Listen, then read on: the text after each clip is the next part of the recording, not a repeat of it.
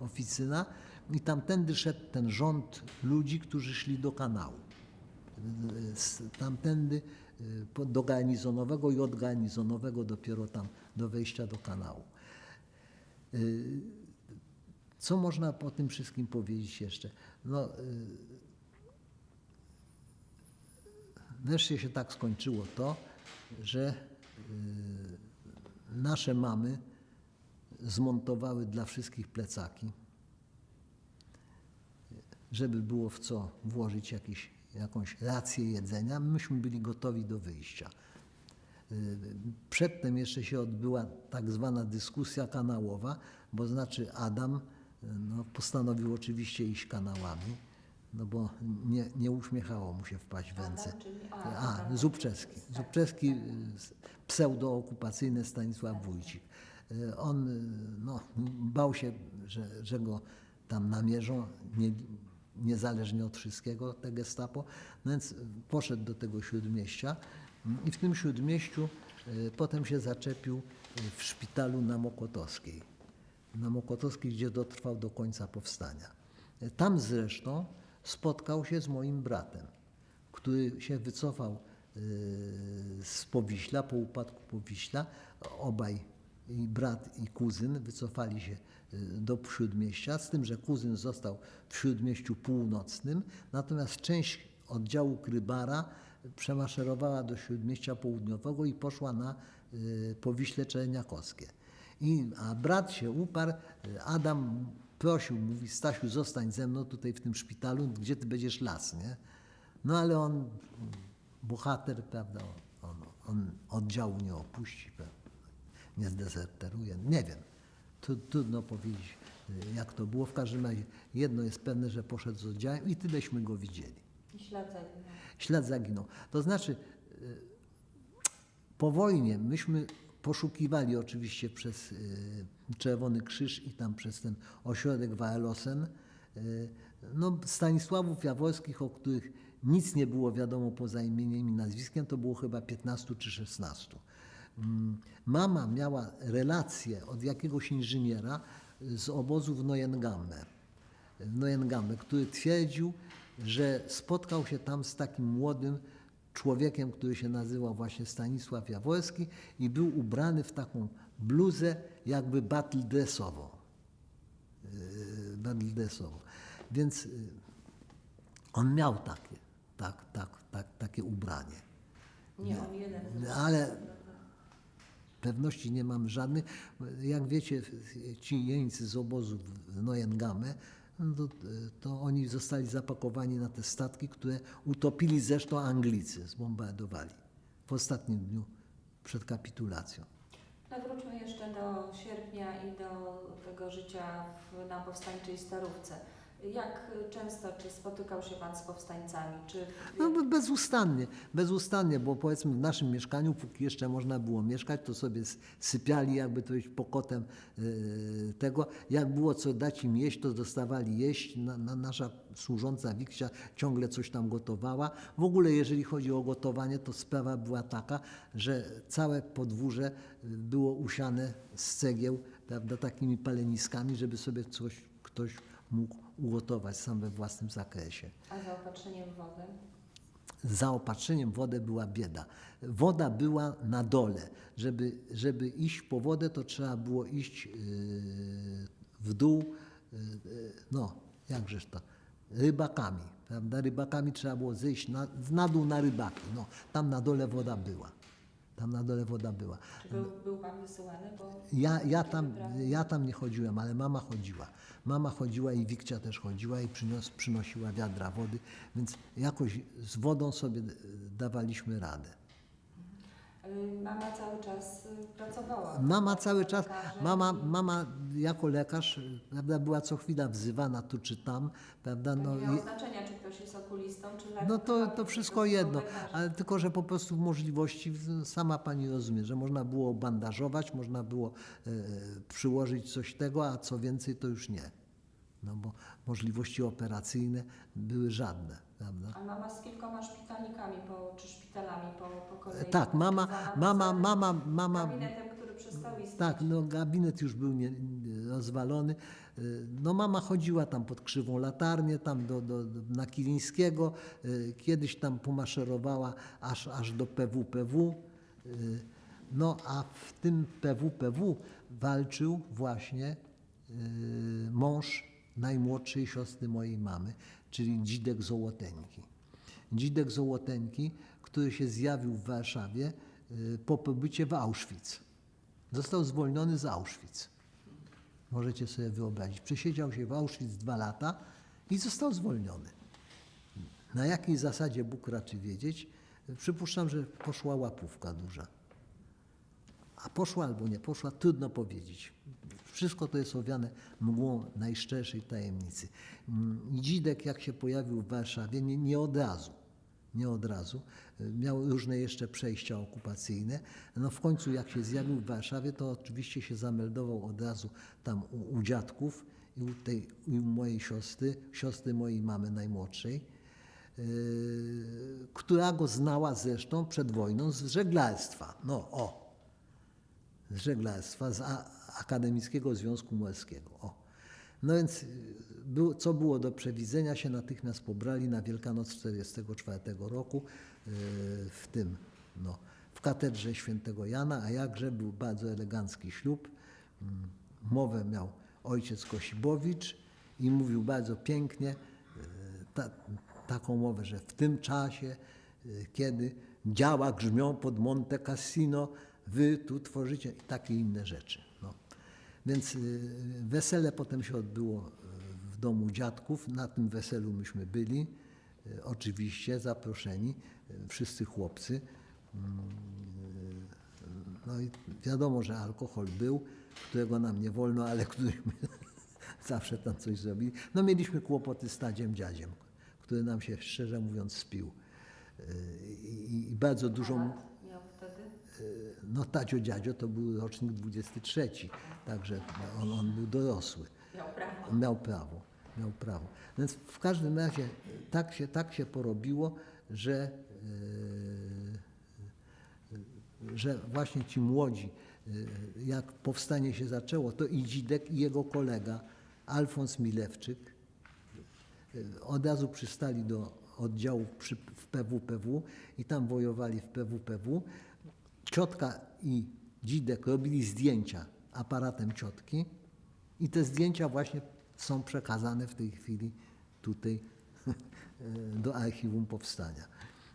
Jest to 13 zdjęć z Nowego Miasta, z obszaru Nowego Miasta, z początkowego okresu walk na Nowym Mieście. Niestety i Alfons, i Dzidek zostali przerzuceni do innego oddziału, do oddziału kapitana Prusa, który bronił reduty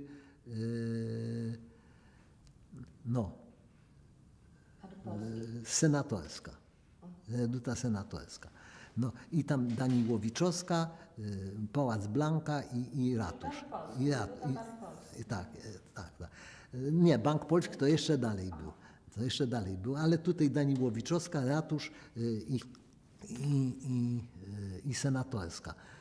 Więc i obaj oni szli jakby to powiedzieć, na placówkę, kiedy zastał ich nalot. Gruchnęła bomba pod 11 i obu zasypało. Alfons niestety albo stety zginął natychmiast. Natomiast Dzidek się jeszcze męczył 18 godzin. Ciotka go kopała tam z pomocą ludźmi, nie wykopała. On zresztą błagał już, żeby sobie poszli, że to już mu nic nie pomoże. Bardzo dzielnie się zachowywał i rzeczywiście znowu był drugi nalot, jakaś się wstrząsnęło, tam się zasypało i to wszystko. W związku z tym ciotka była, łagodnie mówiąc, to mało przytomna.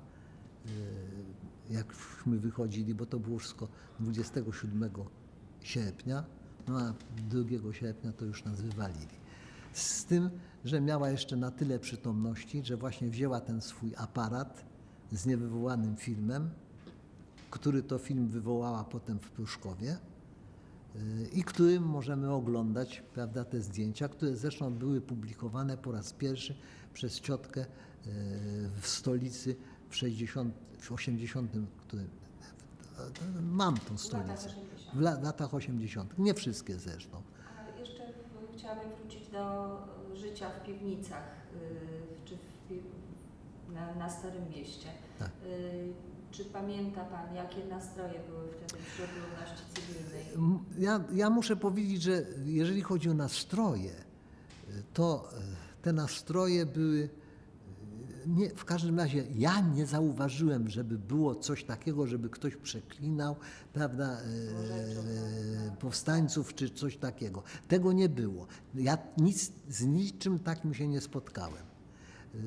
Oczywiście ksiądz tam przychodził, robił nam w piwnicy mszę in articulo mortis, no tam nikt nic nie słyszał, prawda, bo to tam tu hałas, tam strzelają, ten ksiądz coś tam mamrocze, no i cześć, wszyscy dostali rozgrzeszenie, no i na tym się skończyło. Ja nie spotkałem się z czymś takim. Nie spotkałem się z tym, no a wśród naszej rodziny to też nic takiego nie było. Bo jeszcze muszę dodać, że w międzyczasie, prawda, dziadek z babcią z tego domu swojego na Miodowej 11 przenieśli się do nas. Ściśle mówiąc do Bujnowskich pod 11. Gdzie też nie było bezpiecznie, bo kiedy zaczęli strzelać od strony dworca gdańskiego, to musiała być jakaś stromotorowa haubica. Dlaczego? Dlatego, że ona wpadł pocisk przez witrynę sklepu i przebił strop w piwnicy. No to musiał lecieć stromym torem, bo po przeciwnej stronie ulicy były domy trzypiętrowe, prawda? Więc to nie był strzał wprost, tylko to musiał być strzał, jakby to powiedzieć, z zawęgła. No i tam wtedy wyciągnięto całą rodzinę Wańców, znaczy ojciec, matka, ojciec nie. Matka, babka i tam paręnaście osób i to było dokładnie w lustrzanym odbiciu piwnicy państwa Bujnowskich, która była po drugiej stronie bramy. Czy bardzo bał się Pan w tym? Nie, ja akurat tam nie byłem. Ale czy w ogóle? Ale nie, ja muszę powiedzieć, że jak sobie wszystko to dobrze uświadamiam, a to wszystko sobie przepowiadałem już setki i tysiące razy, to ja nie przeżywałem żadnego strachu. Ja patrzyłem na to, jakby to powiedzieć, na jakąś normalność, która się dzieje, prawda? Patrzyłem, jakby to powiedzieć, technicznie na tą sprawę. Do tego stopnia, prawda, to było, że jak w Piotrkowie później wyszedłem z mamą gdzieś do tej Rady Głównej Opiekuńczej na jakąś zupkę, prawda, to wychodzimy na ulicę, patrzę, zza zakrętu wychodzi, prawda, facet z krzyżem, za nim biało ubrany ksiądz, potem 2 konie, karawan piękny, prawda, a za karawanem 100 osób. Prawie że parsknęliśmy śmiechem. No tyle zachodu o jednego nieboszczyka. No. Był Pan na pewno świadkiem też wielu pogrzebów, prawda? No tak. Takiej masowości. No tej masowości. Wie Pani, potem w Piotrkowie już jak Sowieci weszli, to na przykład widziałem takie obrazki, bo tam zbierali tych Niemców na polach, prawda? Oczywiście byli obrani do gołego, nawet koszuli zasranej nie mieli, tylko byli no z butów to już oczywiście. I moi kochani, i to takich na taką rolwagę kładziono na stos, taki 4 metry wysoki, sznurkiem przewiązany i tam to wszystko podskakiwało, prawda, te nogi i ręce się kiwały. Ja muszę powiedzieć, że przykro powiedzieć, ale miałem satysfakcję. A macie, nie? A macie. Więc, A jeszcze na Stare Miasto wróćmy. ale wróćmy na Stare Miasto. Tak. I teraz na Starym Mieście, jak mówię, nastrojów takich jakichś strasznych nie było. Zresztą ludzie, jeżeli byli przygnębieni, prawda, no bo każdy się ratował jak mógł, prawda. W każdym razie 2 września tu z kuzynem wyszedłem przed bramę pod 11. Na domach na Długiej wisiały białe flagi. Wszyscy jakoś tak pokombinowali, że coś białego zawsze na każdym domu wisiało. Prawda? Przed domem leżał sobie nikomu niepotrzebny karabin. No myśmy go też nie wzięli, bo i co. No i przygotowaliśmy się do wyjścia. I za chwilę tam od Kilińskiego wpadło najpierw 2 takich żołdaków i wykrzykiwali bardzo po niemiecku "Skarej uchodzi". No. A więc wiadoma formacja. No i teraz myśmy uchodzili i z tych naszych domów wtedy wyszło, nie wiem, trudno powiedzieć ile, ale ja myślę, że 1000 osób to na pewno było, a może i jeszcze więcej. Dlatego, że wszyscy wychodzili tak, spod 11, spod 9, spod 3, spod 1 i jeszcze nawet z pierwszego domu po 2 lat 20, bo tam był ten dom, jakby powiedzieć, jakoś jeszcze był ocalony, więc tam wielu ludzi się gnieździło. I ci nie... Czy w czasie jeszcze może chwilę wrócę do walk. Czy rodzina wiedziała o tych uczestnikach, którzy brali udział w walkach w powstaniu? Nic. Nie mieliśmy żadnego kontaktu. Mogę powiedzieć tylko tak.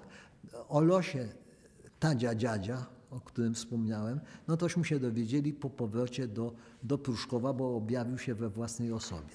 Prawda? Ponieważ on po ataku nieudanym na akademik na placu Narutowicza się wycofał rakiem wieczorem do kościoła świętego Jakuba, gdzie ostatecznie okazało się, żeśmy zwyciężyli, przynajmniej w tym domu orionistów i w tym kwartale. No i potem wyszedł razem z całym oddziałem, wyszedł z miasta, tam torami kolejki, torami EKD i to była ta grupa, która potem pod Pęcicami została trochę zdziesiątkowana przez Niemców, ale Tadzio po prostu opuścił grupę i poszedł do ciotki się najeść. No, zwyczajnie miał metę i w ten sposób można powiedzieć ocalał. Natomiast jeżeli chodzi o Jędrka, to myśmy nie wiedzieli, że on był na Ochocie i jak mówię, zginął w tym szturmie domu orionistów dokładnie w pierwszych minutach powstania. O fakcie dowiedzieliśmy się 30 lat później. A czy w ogóle była jakaś wiedza, no Pan oczywiście mając te 11 lat, no nie mógł może tak bardzo orientować się w sytuacji, ale czy powiedzmy słyszał Pan, że ludzie wiedzieli, jaka jest sytuacja powstańców na Starym Mieście? Czy w ogóle jakaś Proszę Pani, to jest tak jakoś dziwnie. Wszyscy wiedzieli, ale nie mówili. To, że ci, którzy zostaną rozwaleni, to właściwie było jasne, prawda? Z dotychczasowych doświadczeń, które gdzieś tam dochodziły. Ale muszę powiedzieć, że chociaż byli ludzie, którzy byli świadomi tej rzezi woli, prawda, to ci to się nie odzywali, prawda? Żeby nie robić paniki, bo i co by to pomogło? Co by to pomogło? W każdym razie ja się nie spotkałem z czymś takim, nie słyszałem tego. Słyszałem dosyć sporo. Nie, czegoś takiego nie było. Natomiast... Słyszał Pan, że prasa ta powstańcza funkcjonowała, że była, że Pan się też z tym zetknął i czytał. Tak. Jeżeli chodzi o radio, czy może... Nie, radia to nie było. Radia to nie było. Znaczy, myśmy mieli radio, znaczy u Bujnowskich było w piwnicy radio schowane, prawda, jeszcze z 1939 roku, ale już je szlak trafił, a poza tym w ogóle prądu nie było, więc nie było co. Nie było co. Także prasa owszem była przez jakiś czas, potem to wszystko znikło. Zresztą przez pewien czas, na przykład w tych garażach funkcjonował zakład rusznikarski. Więc, czyli coś się tam robiło z tym uzbrojeniem. Też mogę powiedzieć, że w czasie powstania mieliśmy incydent z gołębiarzem. Mianowicie to wyglądało w ten sposób, że ja to słyszałem, ktoś tam wszedł, jakiś powstaniec na 4. piętro, gdzieś tam na strych, chyba właśnie nad Bujnowskimi, nad jednym, no i co, karabin dajcie, karabin. No więc tam, nie wiem, czy dano karabin, ale potem jakiś padł strzał i I potem się mówiło, że tu jakiś gołębiarz był i strzelał do ludzi. Ale nic nie było takie jasne, ale w naszym domu mieszkał Volksdeutsch. Ten Volksdeutsch mieszkał na naszej klatce schodowej, piętro, nie na naszym piętrze, piętro niżej. On miał matkę taką starą, strasznie grubą i głupią służącą. I on przed powstaniem znikł. Myśmy tego Volksdeutscha znali, nasze stosunki były takie, nazwijmy to, pokojowe w tym sensie, że on kiedyś przymaszerował do mamy i powiada: pani Jaworska, ci tu młodzi ludzie, co tak latają po tych schodach, niech oni tak nie krzyczą, cześć, prawda? Tak, no więc tak ostrzegł. A mama mu pokazała wtedy wydawnictwo Deutschland im Aufbau, wykonane nie przez kogo, podpisane nie przez kogo innego, jak przez Führera. A dlaczego? Dlatego, że ojciec na olimpiadzie w 1935 roku, która miała miejsce w Berlinie, był program kulturalny. I z Polski w ramach programu kulturalnego wyjechał zespół baletowy pani Mierzejewskiej, gdzie tańczył mój ojciec. A Führer podobno był na ich występie, w związku z czym dostali taką propagandówkę z podpisem Führera. Jak myśmy pokazali to, mama pokazała temu Volksdeutskowi, to prawie stanął na baczność, więc jakoś to tak.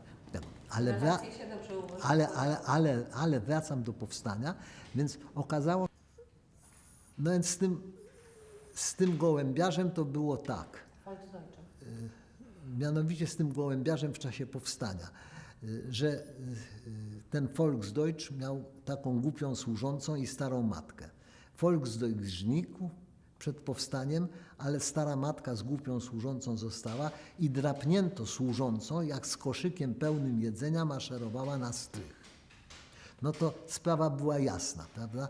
Po co ona idzie z żarciem na strych? No dla tego swojego. A że ktoś wypatrzył tego gołębiarza, nie wiem, czy on zastrzelił kogoś, czy nie. W każdym razie matka i służąca zostały aresztowane przez naszą żandarmerię. A co się stało z nimi, to ja nie wiem. W każdym razie były tam prowadzone w triumfie, prawda? I tyle. I tyle co do gołębiarstwa. A jak sprawa zaopatrzenia przedstawiała się? Czy były takie dni, że nie było co jeść, że ciepło? Nie. W naszych domach głodu nie było. Dlatego, że jak mówię, z tych zapasów, które przyjechały ze stawek, prawda, to tam kasza była, no było co jeść. W każdym razie i było się czym dzielić. Tu w tym miejscu głodu jakby nie było. Oczywiście nie było to nic wystawnego, ale jakaś kasza to tam się zawsze znalazła, jakaś zupa czy coś. Czy oddawał się pan ze swojego miejsca? Nie, ze swojego domu? Nie, proszę pani, już miałem na tyle przytomności umysłu, żeby się nie pętać. Po prostu albo się siedziało w naszej piwnicy od Kilińskiego, z okienkiem na Kilińskiego, albo się siedziało w piwnicy u Bujnowskich z okienkiem na długo. No i co, jak dzień upływał? Co dzieci? Tośmy, no nie wiem, no, czytaliśmy sobie, opowiadaliśmy, no takie nudy na pudy. Czy słyszał pan może piosenki powstańcze? Nie. Było jakieś Nie, żadnych, przedstawienia, nie, nijakich takich nie było. To za szybko poszło. Sądzę, że gdyby gdzieś tak do 15 było coś zmontowane, ale potem już wszystko zaczęło lecieć, prawda? A czy oprócz tej masakry, jaką spowodował wybuch tego czołgu Pułapki na Kilińskiego, może wiedział pan o tym, że ludność cywilna, kobiety są przed czołgami pędzone? Nie. Ja tego nie wiedziałem. Niewątpliwie ludzie mogli wiedzieć. Zresztą na pewno to było w gazetach tych naszych, ale też te nasze gazety to były cenzurowane wewnętrznie, niewątpliwie. Trudno mi powiedzieć, bo taki krytyk to ja nie byłem jeszcze wtedy. Czy został Panu w uszach może świst tych krów, czy też szaf? A to słyszałem, a jakże. Nawet widziałem efekt takiej krowy.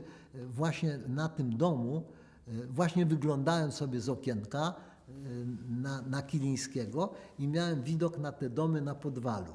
Na Podwalu, w tym miejscu, jakby to powiedzieć, za tym czołgiem, prawda? I akurat chlusnęła tam seria, jakaś zapalająca i tak poszedł płomień od góry do dołu. Prawda? To widzicie. A potem zapalili, a tego ja nie widziałem momentu zapalenia, ale zapalono dom farmaceutów na Długiej, po drugiej stronie ulicy Długiej, który nagle stał, a za chwilę patrzymy, a on stoi w płomieniach od stóp, jakby to powiedzieć, do głów. Olbrzymim płomieniem się pali. To musiał być efekt jakiejś właśnie tej krowy. A że ona tam błycza, no to słyszałem. A czy mama biegała pomiędzy tymi poszczególnymi punktami szpitalnymi, Tak. Tam, gdzie była po prostu potrzebna, Tak. tak? Czy trochę czasu Tak. spędziła tu, trochę Tak, tu? to już tak, no, wchodziła tu i tam. Mogę jeszcze tylko wspomnieć właśnie a propos krowa. W serii wybuchów z takiej krowy zginęła nasza przyjaciółka domu, pani Zosia Sroczyńska. Zosia Sroczyńska, jej grób jest na wojskowych Powązkach, bo brat zadbał o to. A brat akurat był razem z nią, tylko że ona była tu metr dalej, a on był za jakimś murkiem i jemu nic. A jej brat. Jej brat. To wiedzieliśmy. Bo wtedy. No i teraz wracamy.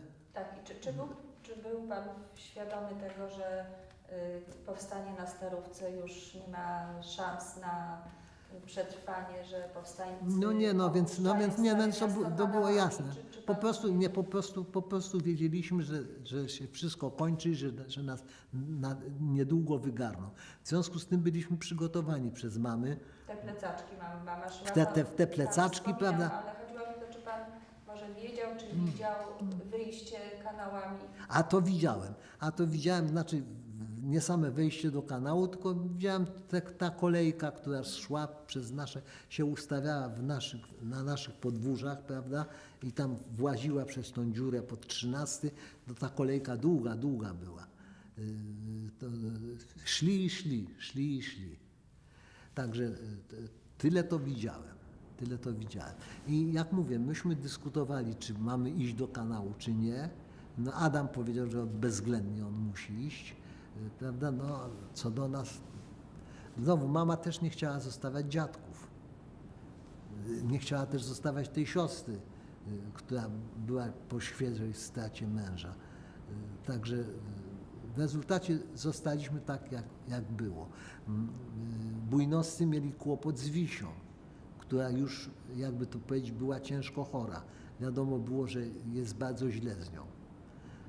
Więc w rezultacie wyszło na to, że kiedy wychodziliśmy drugiego i ci dwaj panowie, co krzyczeli uchadzi, to myśmy uchadzili w takim składzie, że wszyscy wyszli, dziadkowie, my, bujnowscy, z Wisią na leżaczku, prawda, takim dziecięcym w charakterze noszy, no Stasio niósł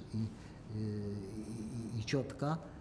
No i maszerowaliśmy tym zgruzowanym podwalem, które wtedy stanowiło już tylko taką płaską pustynię. Nawet ściany jakieś nie stały. Gdzieś tam leżał trup powstańca jakiś po drodze.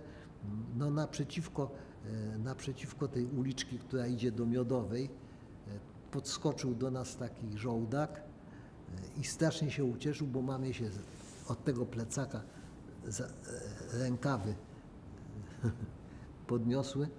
O, czasy się uskoro i za zegarek. A mama mu coś powiedziała po ukraińsku. Mama tego nie pamięta, co, ja nie pamiętam co, ale wiem tylko tyle, że ten skurczybyk odskoczył, ale z zegarkiem w ręku. No, można powiedzieć, że mieliśmy szczęście, bo mógł strzelić, prawda? Więc potem zeszliśmy Marienstadtem. Kiedy już wchodziliśmy Marienstadtem, stał jakiś oficer niemiecki i zawołał na dziadka kom. No, dziadek wyszedł z tej kolumny, a dziadek miał takie etui, w którym był aparat do transfuzji krwi. Więc on się pyta, co to jest? Fotoaparat? A dziadek mówi, nie, że to transfuzja. A mówi, wy jesteście lekarz i wy z bandytami? Dziadek mówi, nie, ja tu mieszkam.